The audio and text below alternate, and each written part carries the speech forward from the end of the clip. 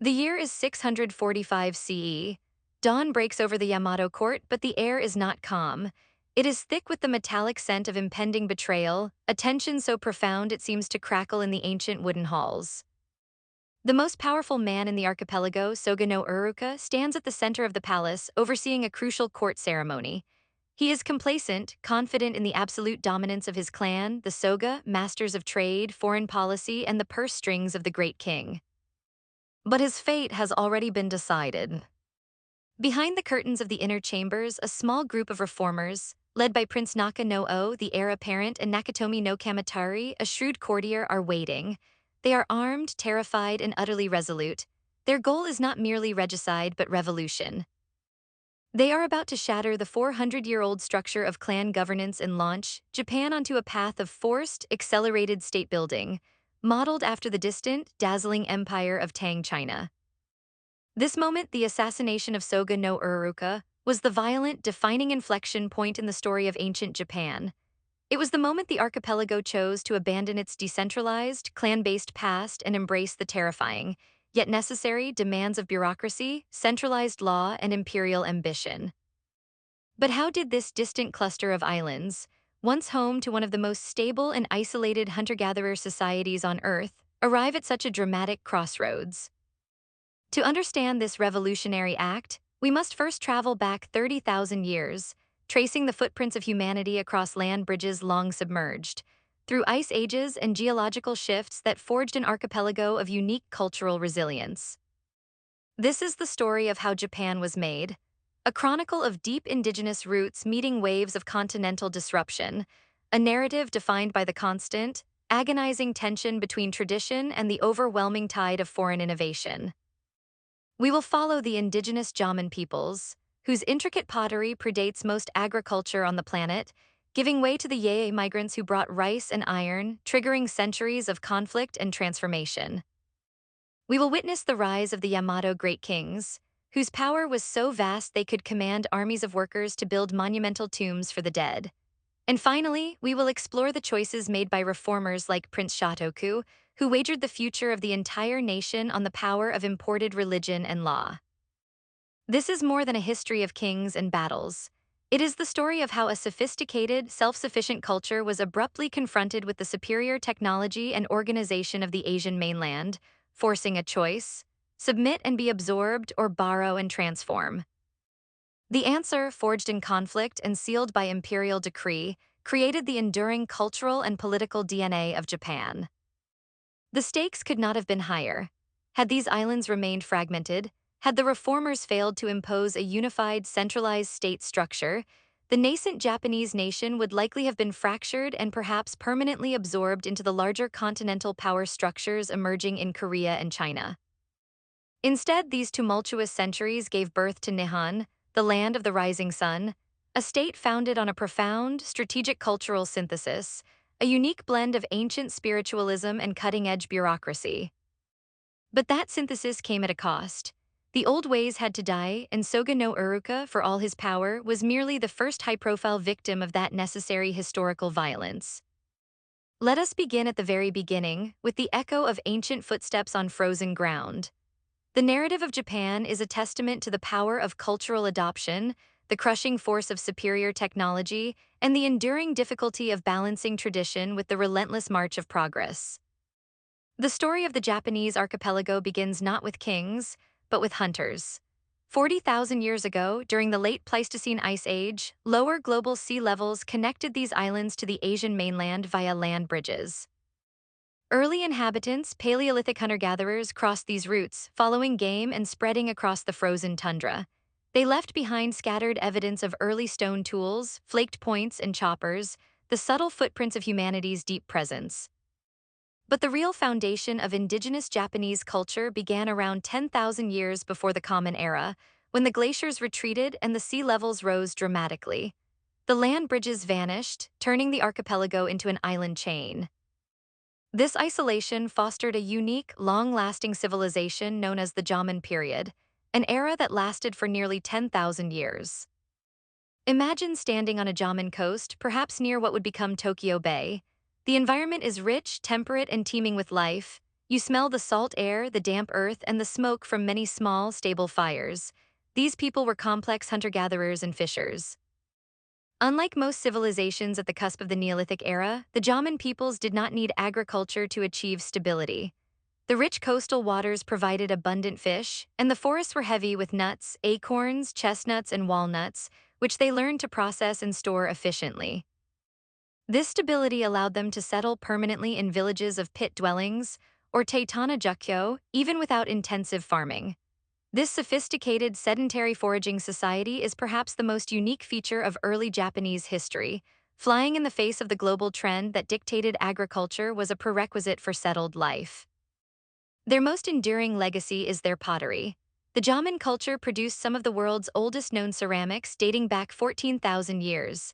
These weren't simple storage vessels, they were often elaborate cord-marked Jomon means cord-patterned, sometimes flame-rimmed works of art. The pots symbolize a society with leisure, ritual, and a deep, aesthetic connection to its environment. They were generally egalitarian, focused on communal living, and deeply rooted in the worship of nature and local spirits, the early, nascent forms of Shinto. Then, around 300 BCE, everything changed. This change did not bubble up from within, it arrived across the narrow sea from the Korean peninsula. It was carried by a wave of migrants, the Toraijin, the people who crossed over. These immigrants brought two technologies that would irrevocably shatter the Jomon equilibrium: wet rice agriculture and metalworking. The introduction of wet rice farming, particularly irrigated paddy fields, was an economic revolution. It was demanding, requiring centralized labor organization for irrigation ditches and planting schedules, but it delivered massive food surpluses far beyond what Jomon foraging could sustain. Suddenly, population density exploded. Archaeological estimates suggest the population soared from perhaps 75,000 in the late Jomon to millions by the end of the subsequent Yayoi period. Accompanying this agricultural boom was the introduction of bronze and iron. Bronze was initially reserved for ritual objects, ornaments, ceremonial bells, dataku, and mirrors symbolizing status. Iron, however, was utilitarian, providing superior tools for farming and ominously for warfare. The period spanning 300 BCE to 300 CE is known as the Yayoi period, and it was a time of immense, painful transformation. Imagine the tension in a coastal valley where a traditional Jomon village relied on fishing, suddenly overshadowed by a new, vast Yayoi paddy field demanding the valley's water supply. Conflict was inevitable. Settlements became larger and were increasingly fortified with moats and palisades, evolving into moated villages or kenko shiraku. This was the birth of large-scale, organized warfare in Japan, driven by competition for the newly valuable, limited resource, arable land and water. The societal structure fractured. Where the Jomon had been largely egalitarian, the Yayoi was deeply stratified. Those who controlled the rice surplus, the iron tools, and the bronze prestige goods became the new elite, the chieftains. External sources, specifically Chinese dynastic histories, began to take note of this fragmented, warring archipelago, which they referred to collectively as Hua. These Chinese accounts, particularly the Weizhai records of Wei, offer us the first glimpse of a recognizable political structure. They describe over 100 small states, kuni, constantly engaged in conflict, finally coalescing under the rule of a single charismatic figure, Queen Himiko of the Yamato Kingdom. Himiko is one of history's most mysterious protagonists. She was a shamanistic queen, a religious intermediary who communicated with the spirits kami and ruled alongside her brother, who handled the secular and diplomatic affairs. This suggests a powerful, early form of governance where political power was inextricably linked to spiritual authority, a feature that would define the Japanese imperial line for millennia. In 239 CE, Himiko sent an envoy bearing tribute to the Chinese court, receiving the title Queen of Hua, friendly to Wei, and a golden seal. This act of diplomacy, acknowledging Chinese suzerainty while gaining external validation, was critical. It legitimized her rule and bolstered her status against internal rivals, confirming that even at this nascent stage, Japanese state formation was predicated on continental recognition. But Himiko's confederacy was fragile. She was a unifying figure, not an institutional structure. After her death, the Chinese chronicles record chaos and renewed warfare until a new queen, a younger relative named Io, restored order. The system built on charisma was inherently unstable. This political vacuum left by Yamato's collapse was filled by the rise of a single dominant regional power located in the Kinai region, modern Nara and Osaka, known as the Yamato polity. This era, spanning from approximately 300 to 600 CE, is the Kofun period, named after the colossal keyhole-shaped burial mounds Kofun built for the ruling elite. These mounds, often surrounded by water and guarded by terracotta figures, Haniwa depicting warriors, horses, and daily life, were not merely graves, they were architectural assertions of power. The largest, rumored to be the tomb of Emperor Nintoku, is still one of the largest tombs by volume in the world, dwarfing the pyramids of Egypt. The ability to command the labor, resources, and engineering skill required for these Kofun testified to a profound concentration of wealth and authority. The Yamato great kings, Akami, were no longer just chieftains. They were paramount rulers leading an Uji confederation. The Uji were powerful clans, each claiming descent from a common ancestral deity Ujigami, and possessing specialized functions, e.g. military, ritual, scribal. The Akami gradually imposed a loose hierarchy over these competing clans, leveraging superior military technology, especially cavalry and iron weapons, again imported from Korea, to extend their domain from northern Kyushu eastward. By the mid-6th century, the Yamato polity was a proto-state, centralized enough to build monumental tombs and engage in complex foreign relations, especially military and diplomatic exchanges with Bikej on the Korean peninsula, but still internally fragile. The power of the Akami was mediated, checked, and often overshadowed by the dominant Uji families who held hereditary court offices, chief among them the Soga, the Mononobe, and the Nakatomi. This brings us to the eve of the Asuka period. Everything still looked stable on the surface. The Akami was the divine head, the clans obeyed, and the tombs were colossal. But beneath this ancient, indigenous veneer, the small cracks were everywhere. The Yamato court desperately needed a unifying ideology and an administrative system capable of managing its rapidly expanding territory and wealth. The decentralized clan system was a liability, prone to succession crises and internal warfare. The solution, they knew, lay across the water, but accepting that solution would mean a violent rejection of their own past. It would mean tearing down the structures built upon local ancestral spirits and replacing them with a foreign, universal, and profoundly bureaucratic ideology. The stage was set for the arrival of the ultimate continental catalyst, Buddhism.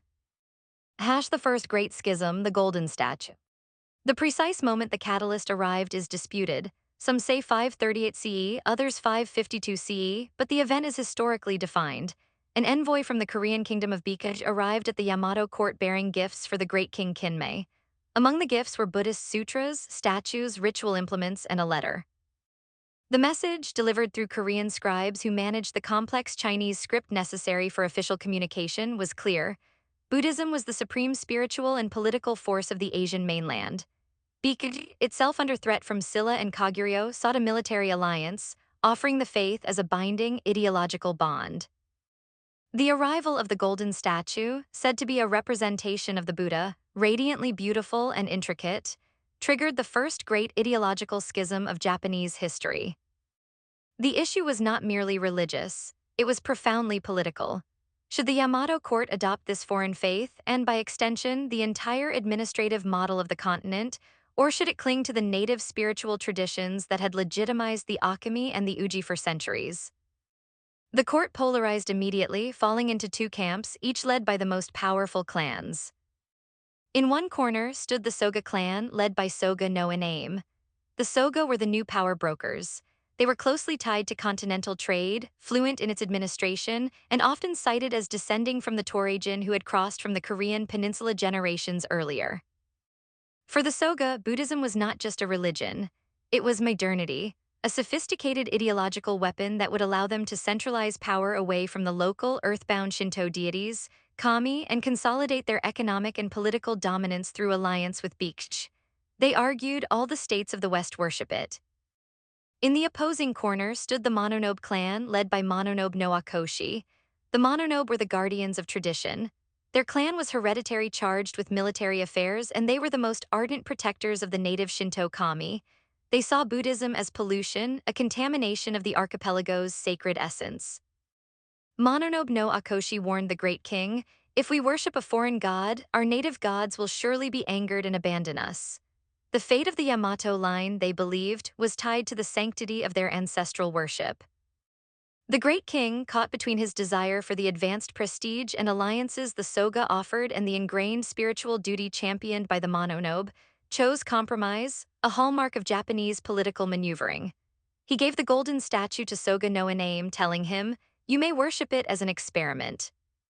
Soga no Iname immediately converted his own residence into a temple, but the kami appeared to respond exactly as Mononobe no Akoshi had feared. Shortly after the temple was completed, a devastating plague swept through the Kinai region. Mononobe no Akoshi seized the opportunity. He declared the plague a direct consequence of the foreign deity's presence. He and his forces descended upon the Soga residence, brutally destroying the new temple and throwing the beautiful golden statue into the Naniwa Canal.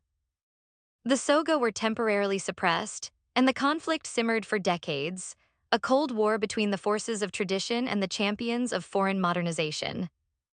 This conflict was more than a religious dispute, it was a brutal struggle for the soul of the state. Who would define legitimacy? The ancient kami tied to local lands or the universal Buddha backed by the powerful bureaucratic empires of the mainland? The decisive moment came in 587 CE. The Mononobe, now led by Mononobe no Moriya, faced the Soga, now led by Soga no Yumako. The Soga forces were victorious. Mononobe no Moriya was killed, his clan scattered, and their estates confiscated. The final, brutal destruction of the Mononobe clan was a political declaration. The traditional, native-centric aristocratic order had lost the defining battle for the future of Yamato. The path was now open. The Soga, flush with power and wealth, solidified their position, ruling the court as hereditary prime ministers, marrying their daughters into the imperial line, and effectively placing the Akami under their tutelage. They became the de facto rulers, leveraging their superior understanding of finance, continental alliances, and, crucially, the new, centralized ideology of Buddhism. Prince Shotoku's wager. The Soga victory meant the Mononobe's traditionalist resistance was crushed, but it did not resolve the core problem of centralization. The Soga themselves were merely one powerful clan seeking dominance. They were not working for an abstract idea of state. They needed an ideological force to legitimize their actions and curb the power of other uji. This required a visionary reformer. That person emerged in the figure of Prince Shotoku Teishi, who became regent for his aunt, Empress Suiko, in 593 CE. Shotoku, deeply influenced by continental learning and Buddhism, understood that the Yamato polity needed to look beyond local tribal politics. He saw the flourishing civilization of China, a unified, rational, bureaucratic empire, and realized that only by adopting its sophisticated structures could Japan survive as a coherent, independent nation. His primary antagonist was not the defeated Mononobe, but the entrenched, self-serving power of the Soga themselves, who preferred to rule through the existing decentralized system, using the emperor as a puppet. Shotoku's reforms were a systematic attempt to transplant Chinese administrative theory onto Japanese soil. First, he established the 12-cap rank system in 603 CE. This was revolutionary. Under the traditional uji system, rank was hereditary, inherited based on clan lineage. Shotoku replaced this with a system of 12 court ranks defined by specific colors and materials, and crucially, granted based on merit and individual achievement, a direct adaptation of the Chinese bureaucratic model. This system was designed to subtly undermine the hereditary power of the uji and cultivate a new class of loyal, educated officials dependent on the sovereign's grace, not their ancestral prestige. Next, in 604 CE, Shotoku promulgated the 17-article constitution Jushichijo Kenpo. This was not a modern legal document but an ethical and political treatise, the foundational text for Japanese state governance. It blended Confucianism, Buddhism, and indigenous tradition into a single, cohesive ideology. Its opening line is perhaps the most famous phrase in all of Japanese political thought: harmony wa is to be valued, and avoidance of wanton opposition to be honored. Harmony meant obedience, specifically, obedience to the sovereign and the rule of law. The document explicitly demanded that officials stop prioritizing their own clan interests and start acting in the interest of the centralized state. It stressed the sanctity of the emperor, referring to him in explicitly superior terms. The lord is heaven, the vassal is earth. Heaven overspreads, earth sustains. This was a clear, direct attempt to import the Chinese concept of the Son of Heaven and establish the emperor as the ultimate political and spiritual authority, beyond the reach of clan rivalries. To achieve this, Shotoku placed Buddhism at the heart of the state. He commissioned the massive Horyuji temple, still one of the world's oldest surviving wooden structures, showcasing the stunning, advanced architectural styles brought by artisans and monks from Bikuj and Goguryeo. Buddhism provided the moral universalism and the sophisticated philosophical vocabulary necessary to bind the archipelago's disparate clans together. But Shotoku knew true centralization required external validation and direct learning. In 607 CE, he dispatched the famous Kentoshi missions to Sui China. The letter carried by the first envoy to Emperor Yang of Sui contained a radical political assertion. It began, "The Son of Heaven of the land where the sun rises addresses the Son of Heaven of the land where the sun sets." Emperor Yang was reportedly furious. To address the Chinese emperor, the undisputed master of the civilized world, the Son of Heaven, as an equal was an unprecedented diplomatic insult. It challenged the entire Sinocentric world order, which viewed all non-Chinese rulers as vassals. Yet despite the outrage, Shotoku's audacity worked. It signaled that Yamato was not a mere barbarian tributary state, but a self-aware, nascent imperial power. The missions were not about trade, they were about wholesale institutional borrowing. Monks and students like Takemuko no Kuramaro spent years in the Chinese capital, Chang'an, meticulously studying the Tang dynasty's centralized bureaucracy, legal codes, ritsuryo, and administrative systems. They returned not merely with religious texts, but with the blueprints for an entire working state. Prince Shotoku died in 622 CE, his vision incomplete. He had established the ideological framework and introduced the necessary external models, but the political reality remained that the Soga clan, now led by the ruthless and powerful Soga no Uruka, still wielded the real power. Uruka was not opposed to Buddhism or continental culture, he championed it, but only as long as it served Soga interests, not imperial centralization. The contradiction was reaching its breaking point. The Taika Revolution. Soga no Uruka's power was absolute. He lived in a grand palace dressed in imperial yellow and behaved as an emperor in all but name. He saw Shotoku's imperial ideals as a threat to his clan's hereditary dominance. He even assassinated Prince Yamashiro O, Shotoku's son and heir, eliminating the reformer's direct line. The emperor was powerless. The only way to save the Yamato dynasty and Shotoku's vision was a decisive, bloody action. This brings us back to the summer of 645 CE. The setting is the palace of the Great King, where a diplomatic ceremony is underway, hosting envoys from the Korean kingdom of Silla. Soga no Uruka, confident and perhaps contemptuous, stands at the center. The conspirators, Prince Naka no O, the new imperial heir, and Nakatomi no Kamitari, the future founder of the powerful Fujiwara clan, are hidden in the inner chambers, trembling with fear. Nakatomi no Kamitari, dressed in ceremonial attire, attempts to present the Silla documents to Uruka, delaying the inevitable. The stage is set for a dramatic, terrifying failure or a defining triumph. The prince, perhaps overcome by fear or simply finding the moment too harrowing, hesitated. The ceremony dragged on, the Silla envoys growing restless, Uruka growing impatient. Nakatomi no Kamitari was forced to improvise, using the length of the documents to shield his hands, sending whispered instructions to his hidden prince. The silence was broken only by the sound of pouring rain outside and the rhythmic chanting of the Silla envoys. Finally, Kamitari sent the signal. 2 palace guards rushed Uruka, but in their terror they only wounded him slightly, scattering the ceremonial shields. Seeing the plan falter, Prince Naka no O burst from the curtains, sword drawn, leaping over the scattered screens.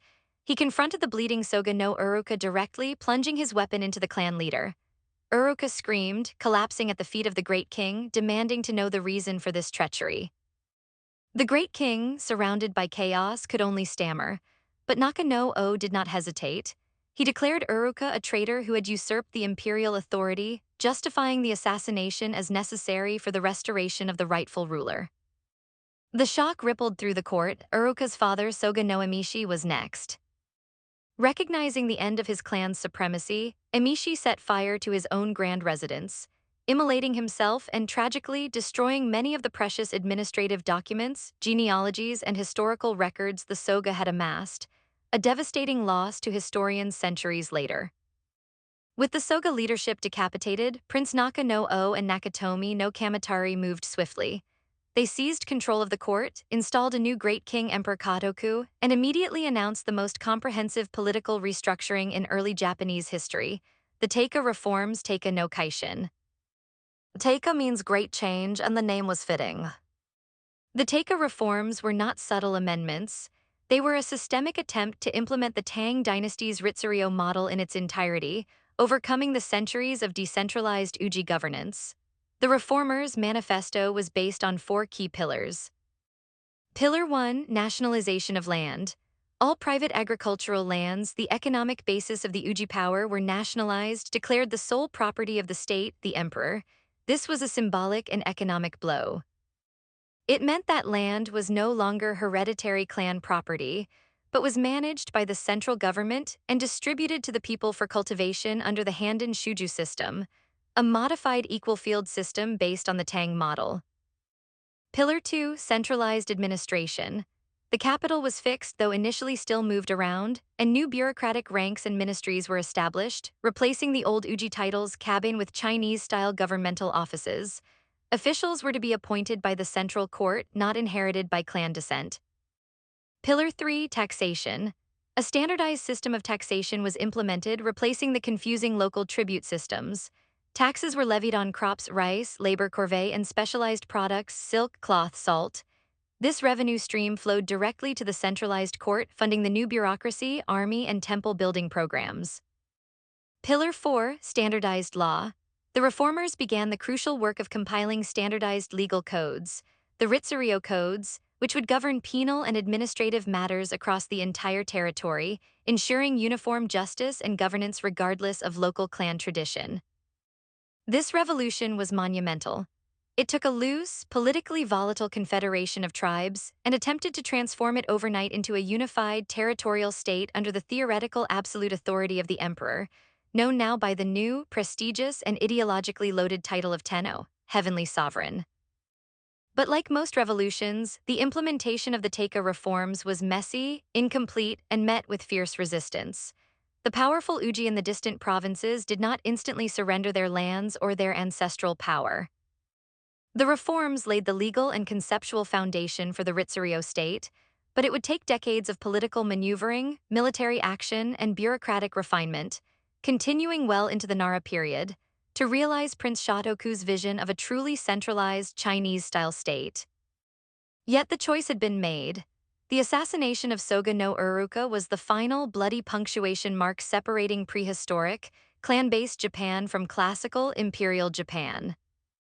The archipelago had consciously chosen the path of continental bureaucracy, securing its long-term survival by adapting the most powerful organizational structures the world had to offer. If Prince Naka no O had hesitated for a moment longer, if the assassination had failed, the Soga would have undoubtedly crushed the imperial line and maintained their powerful, decentralized control. Japan would have remained a volatile collection of Uji, perhaps easier prey for the expansive Tang dynasty or the consolidating Silla kingdom on the Korean peninsula. But the reformers' desperate courage on that rainy day secured the existence of the Japanese imperial state, setting the stage for centuries of unique cultural and political development. The period following the Taika reforms, 645 CE, and the final establishment of the imperial capital at Hijokayo, Nara, in 710 CE represents the true flowering of the synthesis begun by Prince Shotoku and violently enacted by Naka no O. The immediate impact was the creation of a functional, though complex, bureaucracy. The court was now organized into specific departments, the Daijokan Council of State and the Jingakan Department of Divinities. The Daijokan, modeled directly on the Tang administration, handled all secular governance, finance, and law. The Jingakan was unique to Japan. It maintained the importance of native Shinto rituals, confirming that the new state was not merely a copy of China, but a deliberate synthesis. The emperor, the Tenno, now reigned supreme, legally recognized as the owner of all land and the source of all political authority. 1 year after, the political consolidation, c. 646 CE. In the immediate aftermath of the Taika Revolution, the political landscape was volatile. The reformers spent the first year dismantling the lingering Soga infrastructure and attempting to enforce the land nationalization policies across the Kinai region. Prince Naka-no-o, recognizing that ideology was useless without enforcement, relied heavily on military muscle and the expertise of returning students from China to draft the complex land registers and tax records necessary for the Handan Shuju system. The sheer scale of the administrative task was staggering. The new state required a nationwide census, standardized measurements, and a massive corps of literate officials, skills that had been concentrated almost exclusively within the annihilated Soga clan and a few select immigrant families, Torijin. The state was now desperately reliant on the very continental expertise that the Soga had initially championed, highlighting the paradox of the revolution. It killed the user of the power, but not the source of the power itself. 10 years after, the test of centralization, c. 655 CE. By the mid-7th century, the Yamato polity faced its first true test of external strength. The dynamics on the Korean peninsula had shifted dramatically. Bikiji, Japan's long-standing ally and primary cultural conduit, was collapsing under the military pressure of Silla, which was allied with the immense power of Tang China. In 663 CE, Japan sent a massive expeditionary force to aid the faltering Bikiji kingdom. The result was a devastating naval defeat at the Battle of Bikgang or Hakusukano. The loss was profound. It signaled the end of Japan's military presence on the peninsula and severed the umbilical cord that had supplied it with much of its technological and cultural input. Paradoxically, this defeat solidified centralization. Fearing an immediate invasion by the victorious Tang-Silla alliance, the Yamato court was forced to redouble its efforts at internal unification. They built massive defensive fortifications, consolidated the central army, and accelerated the implementation of the Ritsuryo codes. The threat of annihilation achieved what decades of internal maneuvering could not. It created a consensus that survival depended on a unified, bureaucratic state. 50 years after, the zenith of Asuka culture, c. 710 CE. The defeat at Bikgang forced Japan into a period of introspection and institutionalization. By 701 CE, the Teiho Code was promulgated, marking the near-final codification of the Ritsuryo system, a comprehensive legal and administrative blueprint for the state. This code cemented the idea of the Tenno emperor as the ultimate sovereign, governing through a sophisticated civil and penal law system. The final act of the Asuka period was the establishment of the permanent capital at Hijokayo, Nara, in 710 CE. Unlike the smaller, temporary capitals of the past, Nara was a monumental undertaking, directly modeled on Chang'an, the capital of Tang China, complete with a checkerboard street grid, immense palace complexes, and grand, state-sponsored Buddhist temples. This marked the official beginning of the Nara period, the climax of the political and cultural project launched during the Asuka era. The legacy of cultural synthesis was undeniable. The great temples of the Nara period, like Tadaijai, housed colossal statues of the Buddha, asserting Buddhism as the official state ideology. Yet the emperor continued to perform Shinto rites, communicating with the kami to ensure the fertility of the land and the legitimacy of the dynasty. This coexistence, often referred to as Shinbutsu Shugo, the amalgamation of Shinto and Buddhism, established the core syncretic nature of Japanese spirituality, a direct result of the Asuka period's political necessity. The modern connection and counterfactual. The decisions made during the Asuka period have a profound, visible connection to the modern world. First, the imperial line. Prince Shotoku and the Taika reformers succeeded in establishing the concept of the Tenno as a divinely sanctioned sovereign whose lineage traced back to the sun goddess Amaterasu. This ideological structure, while often losing secular power to powerful aristocratic and later military samurai houses, ensured the institutional continuity of the Japanese monarchy for over 1,500 years, the longest continuous hereditary monarchy in the world. Second, the bureaucratic state. The Ritsuryo system established the idea that power flows from a central bureaucratic authority defined by law and specialized ranks, not merely localized military strength. This foundational principle, though adapted and modified over time, provided the organizational resilience necessary for Japan to function as a unified state, setting it apart from more perpetually fragmented feudal zones elsewhere. This reliance on centrally administered bureaucracy is a ghost of the Taika reforms that can be traced through Japanese history right up to the Meiji Restoration and the modern administrative state. Third, cultural memory. The massive Kofun mounds still dot the landscape, silent reminders of the violent, centralized ambition of the early Yamato elite. These tombs are the physical proof of the wealth generated by the Yayoi agricultural revolution, demonstrating the critical link between rice, labor organization, and the emergence of elite power, a pattern of resource control that underpins the entire history of East Asian state formation. The counterfactual, had the conservative Mononobe clan prevailed in 587 CE, or had the Taika reformers failed in 645 CE, the entire trajectory of the archipelago would have unfolded in a radically different direction. Without the centralized Ritsurio framework, the Yamato polity would likely have remained a loose, volatile confederation of Uji. Faced with the rising military power of Tang China and the unified Silla kingdom, this fragmented entity would have been easily absorbed or reduced to a perpetual tributary state, perhaps losing its distinct political and cultural identity entirely, much like smaller polities adjacent to expanding empires elsewhere in world history. The aggressive adoption of the Chinese state model was therefore not an act of imitation, but an act of national self-preservation. By borrowing the organizational framework of the most powerful empire on Earth, Japan secured its own sovereignty and the foundation of its unique cultural synthesis. The legacy of the Asuka period is that Japan learned to look outward strategically, to adapt the best of the outside world not to supplant, but to reinforce its deeply rooted indigenous identity. The story of humanity's journey in ancient Japan, from the Jomon fisher to the Asuka bureaucrat, offers profound lessons on the mechanisms of societal change and the enduring characteristics of human governance. The first lesson lies in the concept of the technological disruptor. For 10,000 years, the Jomon people maintained a stable equilibrium, perfectly adapted to their isolated maritime environment.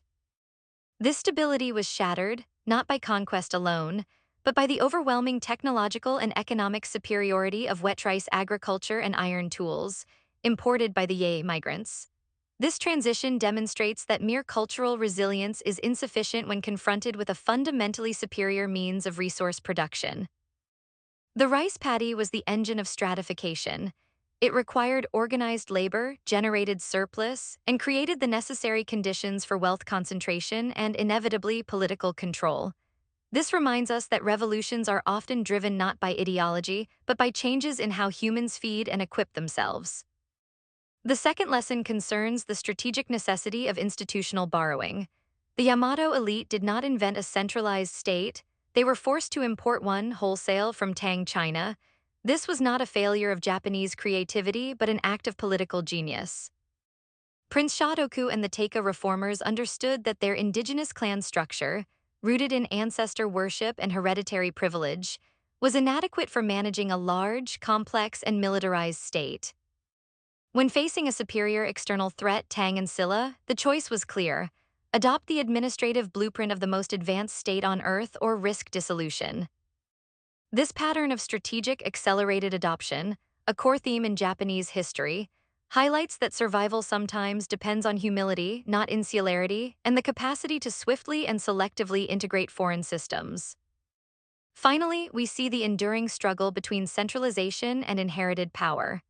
The entire Asuka period is a dramatic illustration of how political leaders attempt to use universal ideologies, Buddhism and Confucianism, to undermine localized, hereditary power structures. Shotoku used the concept of the emperor as the son of heaven and the Dharma as a moral code to create a hierarchy where loyalty was owed to the abstract state and the sovereign, not to a clan elder.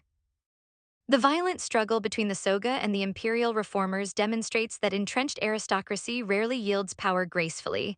It must be seized through force, even if that force is immediately cloaked in the language of law and moral principle. The Soga, ironically, were killed by the very modernizing forces they had unleashed. This history raises several timeless questions for reflection. If a culture achieves a state of long-term stability and ecological harmony, as the Jomon did, does the introduction of progress, even if it leads to a more powerful state, represent an ultimate net gain for the people? Was the violence of the Soga assassination a moral necessity, a tragic but essential prerequisite for the birth of the Japanese nation?